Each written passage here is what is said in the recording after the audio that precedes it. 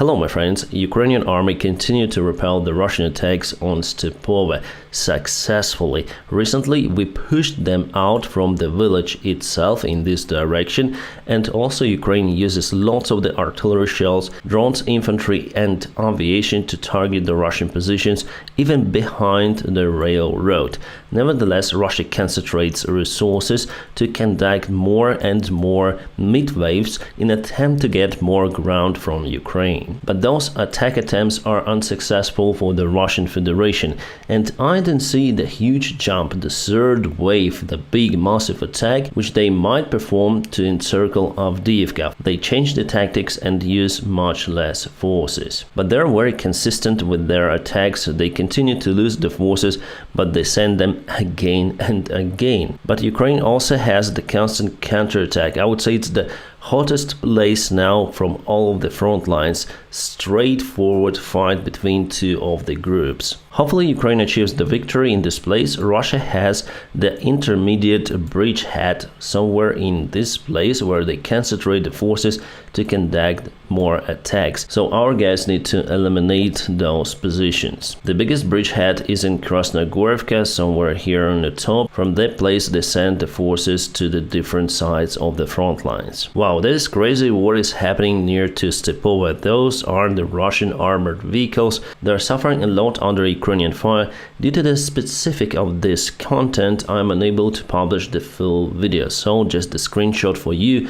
But I may say that many of the Russian soldiers will not make it till the new year with their attack attempts in Avdiivka. Oh yes, the new year and Christmas is very soon. That is why we have the special offer from the partner and the sponsor of my channel, the Atlas VPN. They came out with a Christmas deal that was especially designed for my followers, where you may get the Atlas VPN Premium for just $149 per month, plus you will have 12 months extra. Astonishing deal, the lowest price possible for this premium VPN product. It has military encryption standards, strongly securing your data and your devices from being reached by government, unwanted ads and also hackers. I use the VPN all of the time, and for me personally, Atlas VPN is the best VPN out there. It has a security breach device monitoring feature, so it alerts me that someone tries to reach my device. Then I use the public Wi-Fi. Then I see that message, I disconnect from that public Wi-Fi. Atlas VPN is very fast. It guarantees you the best streaming connection, then you watch movies on Netflix. And also by changing your virtual location, you may get access to watch all of the movies, all of the series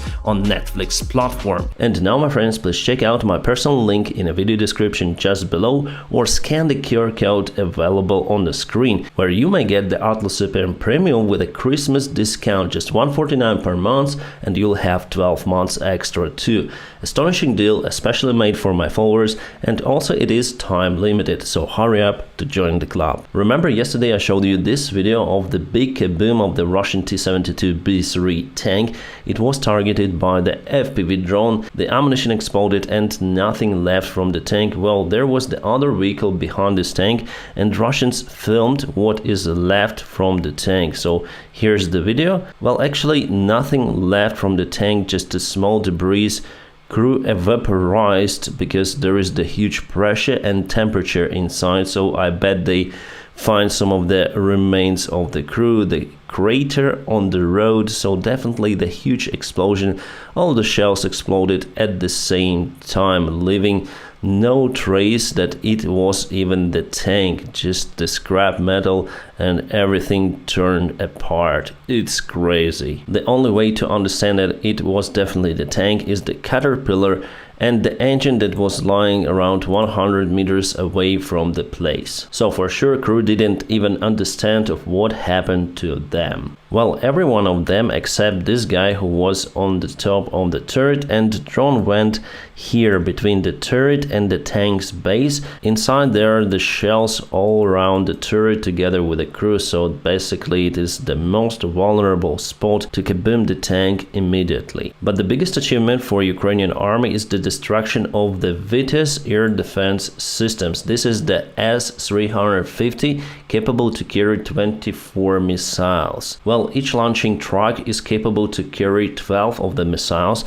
but the system consists at least of 2 of the trucks and 1 radar. So here's the composition of the system. It is a very modern Russian system, modernized version of the S-300, but with a new radar, and basically it's much more capable compared to the standard S-300. Those systems are very expensive. They may cost more than $200 million each. Well, it's definitely hard to find the exact figure because Russia classified that information, but at least not less than 200 million for sure. So the Ukrainian drone army was able to find and target 2 of the launching units of that particular S-350 system.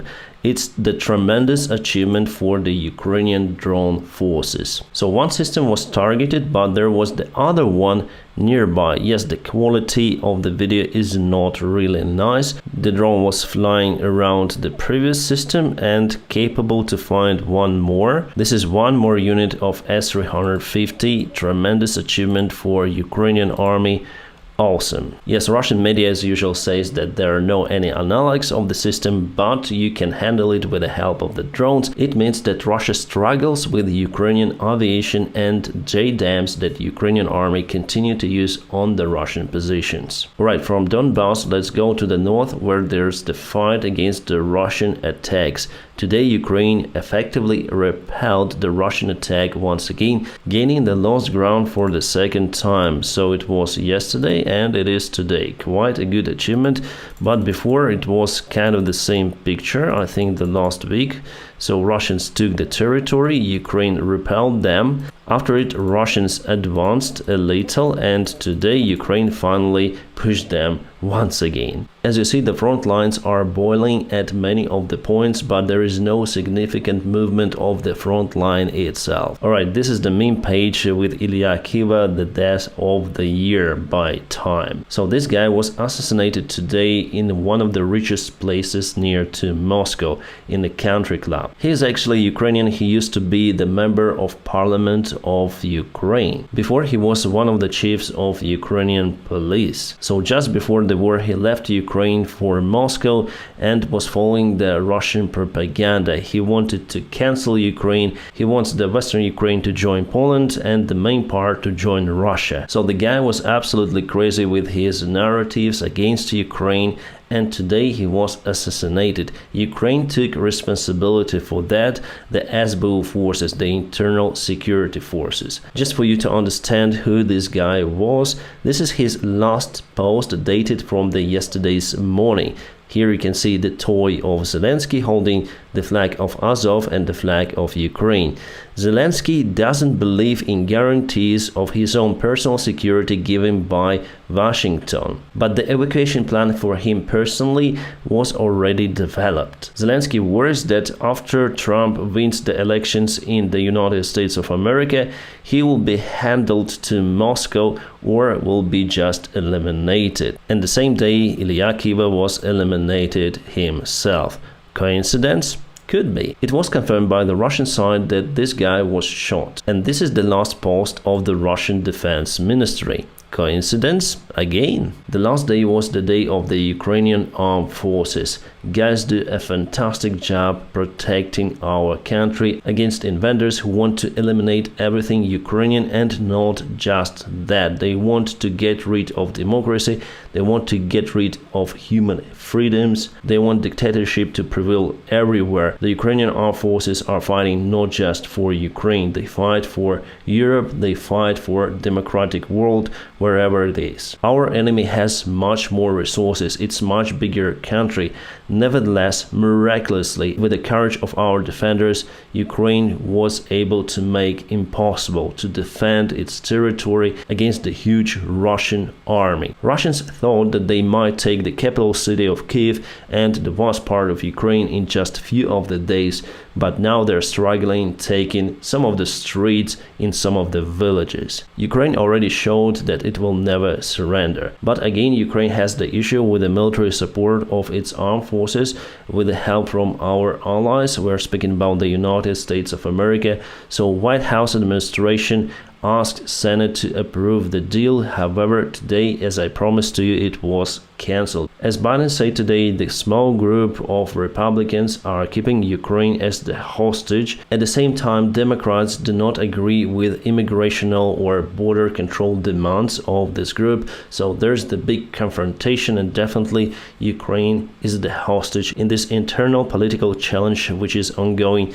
in the Senate of the United States. Nevertheless, I'm sure that it is temporary. I'm sure that Ukraine will obtain the military help just a little later, but now obtaining it's crucial for us because Russia continued to push us. And again, Putin sees the confirmation of his policy. His goal is just to wait and see how the Western countries and how our allies are just getting tired of Ukrainian topic. If you compare the last year in Senate and this year, obviously there's the total difference. Last year we had the full support, and today we are struggling getting the help for the Ukrainian army. But again, I'm sure that finally Ukraine will get it. Today, President Biden signed a bill for $175 million support for Ukrainian army. This is the old deal from 2023, and the funds are running out. Probably will receive one more military support this year, and that's it. We need to wait for the budget of 2024. Again, President Biden today said the wise words that I continue to tell you. If we're gonna lose this war in Ukraine, Russia will not stop. It will understand that it might take more ground, more countries. The goal of Russia is to restore the borders of the Soviet Union, of the Soviet Empire, or even the Russian Empire. In that case, the United States of America would have to lend their soldiers to fight directly with the Russian army. So it would cost much more for the American budget, plus there is the huge risk of the nuclear war. But it seems like that the politician games for many of the United States politicians are more important compared to the national security. So in one of the last military packages from the United States, we're gonna obtain the HIMARS missiles, artillery shells, and many more important stuff to support Ukrainian army. Mostly spare parts and munition. By the way, today Ukraine used the HIMARS missile to target the Russian helicopter, which landed just in the field. Probably it had some issues, that is why it landed, or maybe it landed with infantry forces. So HIMARS exploded very close to helicopter, causing the dramatic damage to it. It will never fly again. Today is some sort of the liquidation day. The member of parliament of the self-proclaimed Republic LPR was liquidated today in Luhansk with the help of the car explosion. I have no information whether Ukrainian side took responsibility for that. Putin visited the United Arab Emirates today, and he was greeted with this lush ceremony with lots of the Russian flags. The roads were blocked. You may see some of the horses with national flags of the UAE and Russia. And what is there are the airplanes that draw the Russian flag in the skies of Dubai city. Enormous respect that UAE shares towards probably the biggest dictator after the Second World War. For me, honestly, it's not understandable because Putin has the warrant in many of the countries. Yes, UAE is not a part of the Rome Statute, but at the same time sharing this respect to the criminal, it's just crazy. Putin arrived to this palace, and obviously it will encourage him to act as he acts. Oh, what the fuck is that? So definitely something is really wrong with it. Emirates and Saudis are the allies of the United States. It's understandable. However, inside there are the forces that want to be separate from this Western culture and from the trend of globalization. Maybe that is why they want to show that they're kind of different. They share the support towards Russia in this way. Meanwhile, the Nepalese police arrested 10 of the people who were hiring locals to fight for the Russian side in Ukraine. Definitely, there are many of the Nepalese fighting for Russia, at least 100 people. Nepal does not support the war against Ukraine, that's why they're doing something. For example, here are Cubanians and Nepalese in the Russian army already actively fighting. Now they deliver some of the supplies, but later on they're gonna fight on the front lines. The tweet from Julian Röpke, well, I mostly disagree with this guy, but here I agree 100%. The United States Army has more than 6,000 Abrams tanks, of which more than 2,600 are operational right now. So they have even the capability to restore the rest of the tanks. Still, it only gave 31 Abrams tanks to Ukraine and pledged not a single additional one over the past 10 months. How could Ukraine win a war against Russia with that tiny amount? And here we are not speaking just about the Abrams tanks. Ukraine has now enough resources and hadn't enough resources before starting the big counteroffensive operation this summer. That's why basically it failed, because Russia has defense lines to penetrate those. We need more forces, 3 times more than we had. Yes, there were also the mistakes from the Ukrainian military command down. Luckily, they were fixed at the proper time, but in that case, the counteroffensive basically stalled. The main reason still the lack in resources, the military supplies. The Abrams tanks, Leopards, and many more stuff, including missiles. So it's very important for Ukraine. Compared to the Second World War, then the Soviet Union got like everything from the United States to fight against Germany, at the same time losing lots of the ground, then finally was able to accumulate enough resources, pushing Nazis out from the Soviet Union and many more European countries, only with the help of the United States of America. Here, Ukraine needs the same support, but it seems like the Lend-Lease didn't work at all, and this military support that we have is only enough to secure the current territory with big losses, because obviously you need to compensate the weaponry with soldiers, and that is terrible for Ukraine. As I say to you, our partners, our allies are not obligated to support Ukraine. But you know what happens if we lose. The trend of the Russian fake annexations went to the Latin or the South America. Venezuela announced the annexation of Guyana's territory, the most part of it. The parliament of the country connected this territory to Venezuela, and it became the new state of the country, but just on paper. Probably Venezuelan army is getting ready to physically annex the territory. But Guyana has some of the allies in the region, including Brazil. So that is what happens if you let dictators to stay in power in some of the countries like Venezuela, Cuba, Russia, whatever. There will be always the time for them to go crazy and to annex the nearby countries. That is why we shouldn't allow, for example, Iran to obtain the nuclear missiles or that technology. So it could be one more hotspot on the map of our world. Also, we haven't spoken about the Gaza Strip for a very long time. While Israel started one more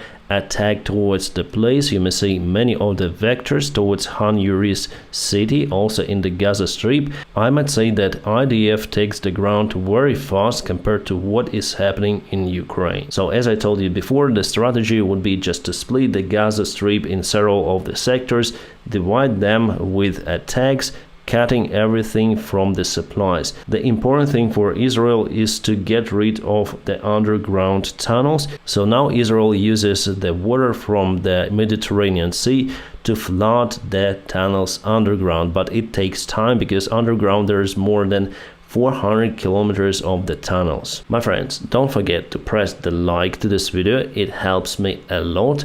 Also, please check out my personal link in the video description just below, where you may find the Atlas VPN with superb Christmas discount. My friends, I wish you all a peaceful sky wherever you are, and have a great time.